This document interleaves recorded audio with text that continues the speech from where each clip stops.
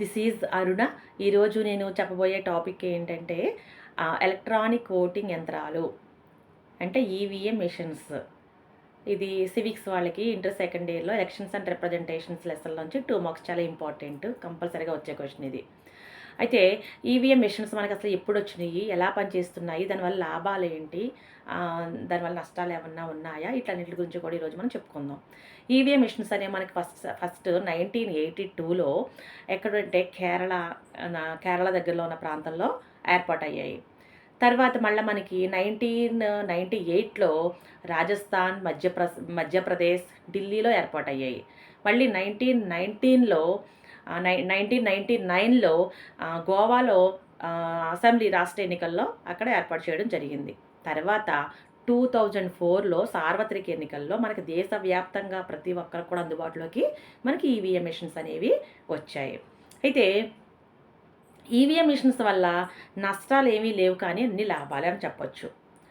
నష్టాలు ఏమీ లేవు. ఒకవేళ ఎవరన్నా క్యాప్చరింగ్ చేసినా కానీ ఒక నిమిషానికి 5 ఓట్లు మాత్రమే వేయగలరు తప్పితే అంతకు వేయలేరు. ఒకవేళ 5 ఓట్లు వేసే లోపల సెక్యూరిటీ వచ్చేస్తుంది. అయినంత ఛాన్స్ కూడా లేదు. ఎందుకంటే ఎలక్షన్ స్టార్ట్ అయిన దగ్గర నుంచి కూడా పోలీస్ కస్టడీలో ఉంటుంది. తర్వాత అధికారుల సమక్షంలోనే ఉంటుంది. మళ్ళీ మనకి రిజల్ట్ ప్రకటించేంత వరకు కూడా అంత సెక్యూరిటీగా ఉంటుంది. కాబట్టి దీన్ని అసలు క్యాప్చరింగ్ చేయడం అనేది ఇంపాసిబుల్. ఒకవేళ ఇన్ కేస్ చేసినప్పటికి కూడా నిమిషానికి 5 ఓట్ల కన్నా ఎక్కువ వేసేది లేదు. అయితే మనకి లాభాలు ఏంటంటే అన్ని లాభాలే అని చెప్పొచ్చు. ఈవీఎం మెషిన్స్ వచ్చిన తర్వాత మనకి ఓట్లు చాలా ఫాస్ట్‌గా, అంటే ఖచ్చితంగా, పారదర్శకంగా, చాలా సమర్థవంతంగా నిర్వహించుటకు అవకాశం ఉంది. అలాగే ఇక్కడ మనకి వేసిన వాళ్ళే ఓటు వేయడానికి ఆస్కారం లేదు. చాలా నిష్పక్షపాతంగా, సమర్థవంతంగా, చాలా ట్రాన్స్పరెన్సీగా ఇక్కడ ఓటు పారదర్శకంగా ఎలక్షన్స్ అనేవి జరుగుతున్నాయి. అయితే ఇక్కడ మనకి ఈవీఎం మిషన్స్ ప్లేస్‌లో ఏముండేవి ఇదివరకంటే బ్యాలెట్ పేపర్స్ ఉండేవి. అంటే బ్యాలెట్ బాక్సుల్లో బ్యాలెట్ పేపర్స్ అనేవి ఏసేవారు. ఎందుకంటే అభ్యర్థులు వాళ్ళ గుర్తులతో ఉన్న పేర్లు ఉండేవి. పక్కన వాళ్ళు టిక్ మార్క్ పెట్టేసి ఫోల్డ్ చేసేసి బాక్స్‌లో ఏసేసేవారు. అవి ఎవరైనా క్యాప్చరింగ్ చేసినప్పుడు కూడా వాళ్ళకి కావాల్సిన ఓట్లు అలాగ వాళ్ళు ముద్రించేసుకుని అది బాక్స్ నింపేసేవారు. అలాగా ఫ్రాడ్ జరిగేది. కానీ ఇక్కడ మనకి ఫ్రాడ్ జరగడానికి కూడా ఆస్కారం లేదు. అంటే ఏసిన వాళ్ళే మళ్ళీ వచ్చి అక్కడ ఓటు వేసేయడానికి కూడా ఆస్కారం ఉండేది ఇదివరకు. ఇప్పుడు మనకు అలా లేదు. ఒక వ్యక్తి ఓటేసిన తర్వాత ఇంకా మళ్ళీ ఓటు వేయాలన్నా కూడా అక్కడ ఆస్కారం అనేది లేకుండా ఈ మిషన్స్ అనేవి ఏర్పాటయ్యాయి. ఇంకొకటి ఏంటంటే ఆ బ్యాలెట్ పేపర్స్‌లో బ్యాలెట్ బాక్స్‌లో వేయడం వల్ల ఏంటంటే ఒక 10,000 టన్నుల పేపర్లు ప్రింట్ చేయించవలసి వచ్చేది. అంటే చాలా ఖర్చుతో కూడిన పని. చాలా లేట్‌గా ఓటింగ్ అనేది అవ్వేది. అలాగే ఓటింగ్ కౌంటింగ్ కూడా చాలా లేట్ అయ్యేది కదా! అయితే ఇలా 10,000 టన్నుల పేపర్‌లో ముద్రించాలి అంటే గనక మనకి ఎన్నో చెట్లు అడవిలో నరికి వేయాలి. అంటే దాదాపు ఒక 20,00,000 చెట్లను నరికేయాలి. అలా నరికేయడం వల్ల పర్యావరణం దెబ్బతినేది. అలా పర్యావరణంతో పాటు అడవుల్లో ఉన్న జంతువులకు కూడా వాళ్ళకి నీడ లేక, చల్లదనం లేక వాళ్ళు కూడా వేడికి తట్టుకోలేక అవి పయనించేసేవి. చాలా యానిమల్స్ కూడా చనిపోయాయి కూడా. అంటే చాలా అనర్థాలు జరిగాయన్నమాట. ఇప్పుడు వాటన్నిటిని కూడా చెక్ పెట్టేశారు.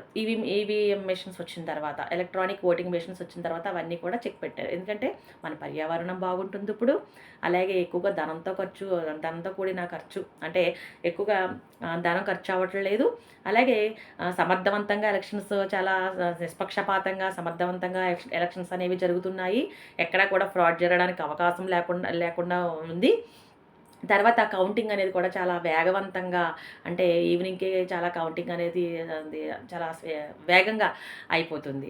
అయితే మనకి ఈ ఎలక్ట్రానిక్ ఓటింగ్ మెషిన్స్‌కి, ఈవీఎం మెషిన్స్‌కి మనకు ఎలాగ ఉంటుంది సిస్టమ్ అంటే ఒక బియు, సియు. అంటే సియు అంటే కంట్రోల్ యూనిట్, బియు అంటే బ్యాలెట్ యూనిట్ అని చెప్పేసి మనకి ఉంటాయి.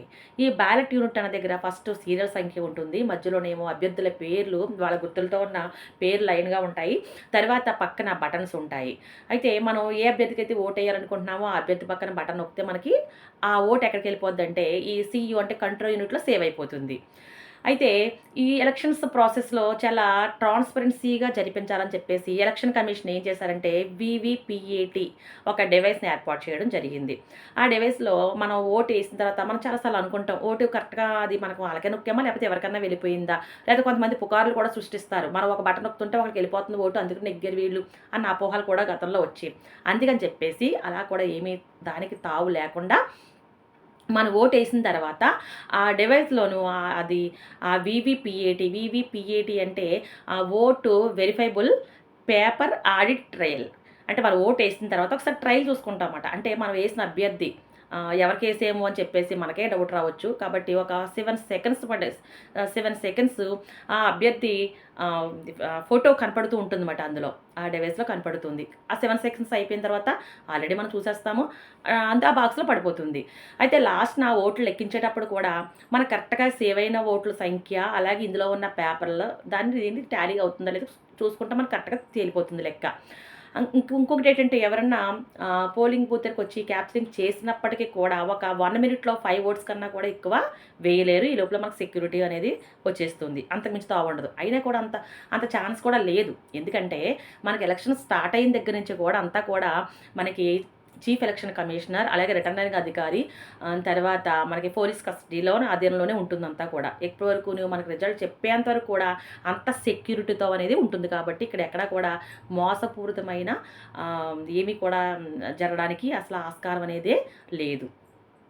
ఈవీఎం మిషన్స్ వచ్చిన తర్వాత ప్రతి నాయకుడు కూడా చాలా నిష్పక్షపాతంగా అందరూ ఓట్లేయడం వల్ల ప్రతి ఒక్కరు కూడా వాళ్ళ సామర్థ్యాన్ని నిరూపించుకోవటానికి కూడా ఒక అవకాశం ఉన్నట్లే అని చెప్పొచ్చు ఒక రకంగా చెప్పాలంటే. అయితే ఇక్కడ ఎలక్షన్ కమిషనర్ చెప్పిన పద్ధతి కానీ, లేకపోతే ఎలక్షన్స్ యాక్ట్స్ కానీ ఏమన్నా విరుద్ధంగా అంటే చట్ట విరుద్ధంగా ఏమన్నా చేసినట్లయితే గనక శిక్ష వాళ్ళకి పడుతుంది. అంటే 3 నెలల నుంచి 3 సంవత్సరాల వరకు కూడా శిక్ష పడుతుంది. లేదంటే కొన్నిసార్లు ఫైన్ కూడా వేయడం జరుగుతుంది. లేదంటే ఒక్కొక్క నేరం చేసిన దాన్ని బట్టి 2 కూడా విధించడం జరుగుతుంది. ఫైను, నెక్స్ట్ శిక్ష కూడా విధించడం జరుగుతుంది. ఈ రకంగా అనేవి ఉంటాయి.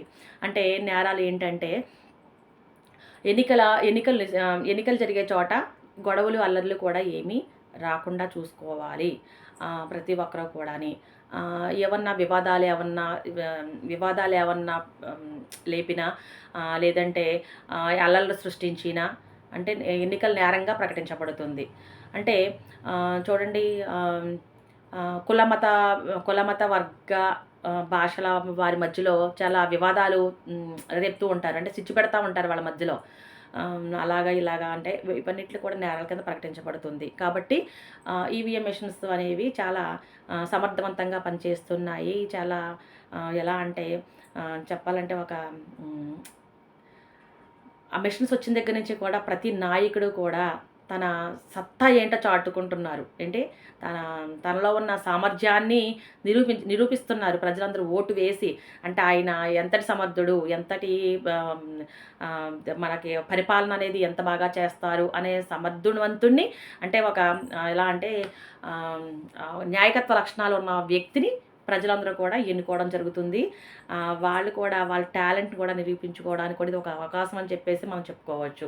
ఇది ఓటింగ్ మెషిన్స్ అనేవి. ఇది 2 కూడా చాలా ఇంపార్టెంటు. బాగా చదువుకోండి. ఎలక్ట్రానిక్ ఓటింగ్ మెషిన్స్ అనేవి కూడా చాలా ఇంపార్టెంట్. ఓకే.